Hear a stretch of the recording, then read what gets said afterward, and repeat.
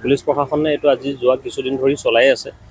ইয়াৰ হেৰিটো হ'ল উদ্দেশ্যটো আছিলে যে যিহেতু ৰিপাব্লিক ডে আমাৰ আহি আছে গণৰাজ্য দিৱস, তাৰ কাৰণে আজি যোৱা সোমবাৰে এখন ভিডিঅ' কনফাৰেন্সৰ যোগে আমাক চিফ ছেক্ৰেটাৰী ছাৰে জনাইছিলে যে টাউন এৰিয়াসমূহত যাতে কোনো ধৰণৰ গাৰ্বেজ কোনো জমা হৈ নাথাকে, সেই গাৰ্বেজৰ আওতাত কিবা তেওঁলোকে পদক্ষেপ কোনোবাই ইল ইণ্টেনশ্যন থাকিলে কোনোবাই ল'ব পাৰে। সেইকাৰণে আমাৰ মিউনিচিপেল বৰ্ডছবোৰক আমাক এনেকৈ চেঞ্চিটাইজ কৰা হৈছিলে যে কোনো কাৰণতে at any point of time যাতে কোনো ধৰণৰ গাৰ্বেজ ক'ত জমা হৈ নাথাকে, যাতে তাক মিছ ইউজ কৰিব পাৰে। সেইকাৰণে আমি নৰ্মেলি আমাৰ হোজাই মিউনিচিপেল বৰ্ডে দুবাৰকৈ আমি এনেও চাফা কৰাওঁৱে, কিন্তু এইবাৰ আমি কি কৰিছোঁ, as per instruction from the district commissioner আমি কিছুমান পাব্লিক ইনষ্টিটিউশ্যন আমি আইডেণ্টিফাই কৰিছোঁ আৰু আমি ডেইলি 2-3টাকৈ অভিযান আমাৰ ডেইলি ড্ৰাইভছৰ লগতে আমি এড কৰি কিছুমান আমি স্পেচিয়েল ড্ৰাইভো লৈ আছোঁ।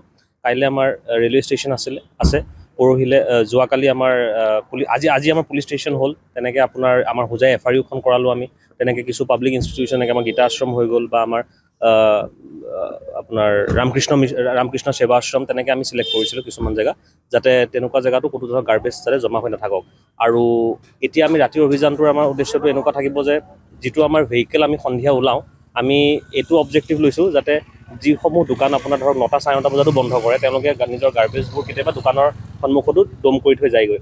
সেইটোত যাতে ৰাতিৰ ভিতৰত যাতে কোনো একো হেৰি নলয়, সেই গাৰ্বেজখিনি যাতে মিছ ইউজ নকৰে, সেইকাৰণে আমাৰ ষ্টাফ আৰু মহৰীসকলৰ আণ্ডাৰত ঘূৰি ফুৰিছে বিভিন্ন জেগাত, তেওঁলোকে যাতে সেই গাৰ্বেজখিনি ৰাতিৰ ভিতৰতে পিক আপ কৰি লয়। সেইটোৱে আমাৰ অবজেক্টিভ মানে। আৰু আমাৰ প্ৰচেষ্টাটো এইটোৱে যে আমি পুলিচ প্ৰশাসনক যাতে আমি সেই সহায় হাতখন আমি আগবঢ়াব পাৰোঁ। আজি যিহেতু স্যাৰ দেখা গৈছে গোটেই দিনৰ পৰা আপোনালোকে হয়, আজি আমাৰ কেইখনমান মাৰ্কেট আছিলে, আমি চিলেক্ট কৰিছিলোঁ, যেনেকৈ আমাৰ নতুন বজাৰ মাৰ্কেট, আমাৰ পুৰণা বজাৰ, আপোনাৰ ৰেগুলেটৰী গান্ধী মৈদানত থকা ৰেগুলেটৰী মাৰ্কেট, আমি মাৰ্কেট এছ'চিয়েশ্যনৰ মেম্বাৰসকল আৰু আমাৰ যিসকল মিউনিচিপেল বৰ্ডৰ পৰা আমি চিলেক্ট কৰি দিয়া যিসকল আমাৰ মহলদাৰসকল আছে, আমি তেওঁলোকৰ লগত এটা চেঞ্চিটাইজেশ্যন কৰিছিলোঁ, মিটিং কৰি তেওঁলোকক জনাইছোঁ যে যদি কিবা সন্দেহজনক ব্যক্তি যদি আপোনালোকে দেখা পায় আপোনালোকৰ চকুত বা এই মানুহজন নৰ্মেলি নাহে বা অলপ কিবা যদি সন্দেহযুক্ত দেখায়, ইমিডিয়েটলি পুলিচ প্ৰশাসন বা মিউনিচিপালিটি ষ্টাফক যাতে খবৰ কৰে।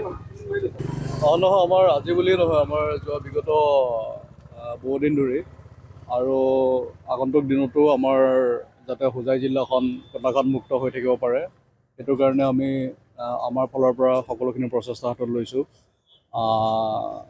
গতিকে তাৰে অংশস্বৰূপে আজি আপোনালোকে দেখিছে আমি সম্পূৰ্ণ নাকা চেকিং কৰিছোঁ জেগাই জেগাই।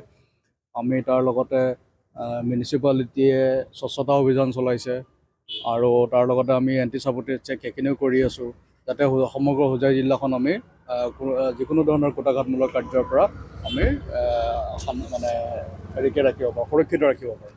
আজি তেনেকুৱা ধৰণৰ স্যাৰ কিবা পাইছে নেকি কুটাঘাত? আমি আমাৰ ফালৰ পৰা গোটেইখিনি প্ৰচেষ্টা হাতত লৈছোঁ।